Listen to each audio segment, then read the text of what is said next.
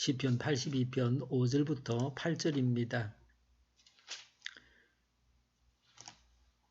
그러나 그들은 깨닫지도 못하고 분별력도 없이 어둠 속에서 헤매고만 있으니 땅의 기초가 송두리째 흔들렸다. 하나님께서 말씀하셨다. 너희는 모두 신들이고 가장 높으신 분의 아들들이지만 너희도 사람처럼 죽을 것이고 여러 군주처럼 쓰러질 것이다. 하나님 일어나셔서 이 세상을 재판하여 주십시오. 온 나라가 하나님의 것입니다. 아멘.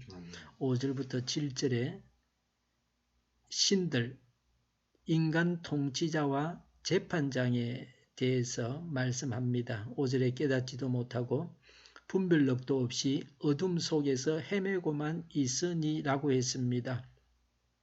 뇌물을 먹고 악인을 두둔합니다. 이 세상 것만을 추구하며 삽니다.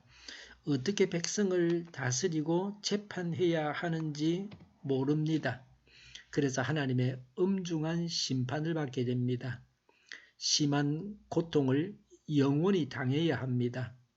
남을 심판하는 자, 재판장은 엄중한 재판을 받게 됩니다.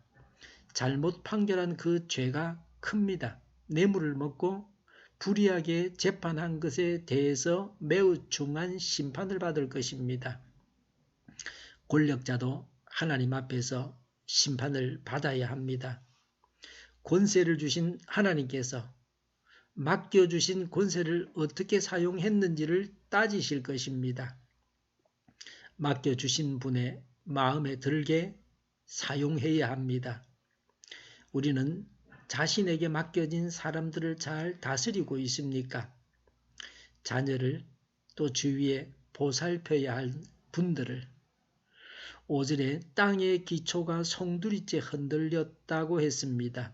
지도자가 잘해야 합니다. 현재 우리나라 경제가 성장하지 못하게 하는 것은 정치 지도자들 때문이라고 합니다. 정치 지도자들이 사심을 버리고 나라를 위해서 백성을 위해서 일해야 합니다. 개인의 욕심을 채우기 위해서 지도자가 되어서 나라의 법을 만들어서는 안 됩니다. 부모가 자녀를 제대로 지도하지 못하면 기초가 흔들리는 것입니다. 제대로 지도하지 못할 때 그것은 기초가 송두리째 흔들리는 것입니다. 우리나라의 모든 지도자들이 하나님께서 보시기에 합당하게 일을 하게 해 주십사고 간구해야 합니다.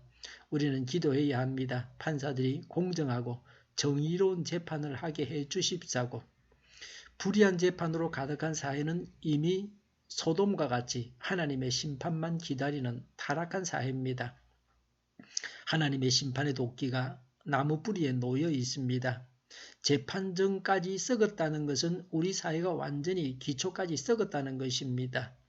성결교회와 신학이라는 잡지에서 봤습니다. 이전에는 성결교회가 장로교회나 감리교회보다 급성장했습니다. 그런데 요새는 성장이 둔화되었습니다. 성장 둔화의 원인을 신학대학교 교수들에게 있다고 보았습니다. 그 글을 쓴 사람이 신학대학 교수입니다. 그래서 바람직한 반성이라고 여겼습니다.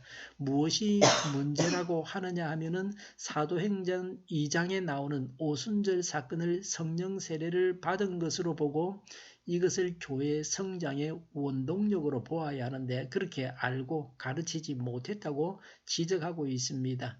극히 공감합니다. 목회자로서 제가 반성하는 바는 목회자가 성령 세례를 교회 성장의 원동력으로 보지 않고 그런 사고를 가지고 설교를 하고 그러니까 교회가 성장하지 않는 것입니다.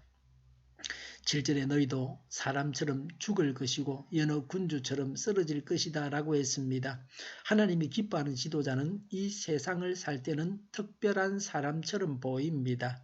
보통 사람과 달라 보입니다. 하나님이 기뻐하는 지도자는 화장실도 가지 않고 코도 풀지 않고 죽지도 않을 것 같습니다.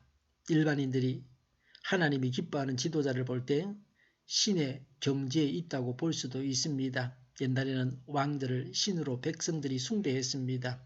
로마에서 그렇게 했고 일본은 1945년 2차 대전에서 패망할 때까지 왕을 공식적으로 신으로 숭배했습니다. 지금도 일본 거국파 사람들은 왕을 신으로 생각하고 있습니다. 지도자일수록 자신이 어떤 존재인가를 알아야 합니다. 하나님이 기뻐하는 지도자도 권세자도 다 죽게 되어 있습니다. 하나님 앞에 서서 심판을 받아야 합니다. 허세를 버려야 됩니다. 높은 자리에 앉을수록 겸손하여서 자신을 바로 알고 바르게 처신하기가 어렵습니다. 8절에 하나님은 어떤 분입니까? 8절에 보니까 온 나라가 하나님의 것입니다 라고 했습니다. 하나님은 온 나라의 소유주이십니다. 모든 것이 하나님의 것입니다. 그래서 우리는 부유합니다. 하나님을 소유하면 모든 것을 소유한 것입니다. 그래서 제가 바라는 것은 하나님뿐입니다 라고 했습니다. 하나님은 내가 받은 몫의 전부라고 고백하는 것입니다.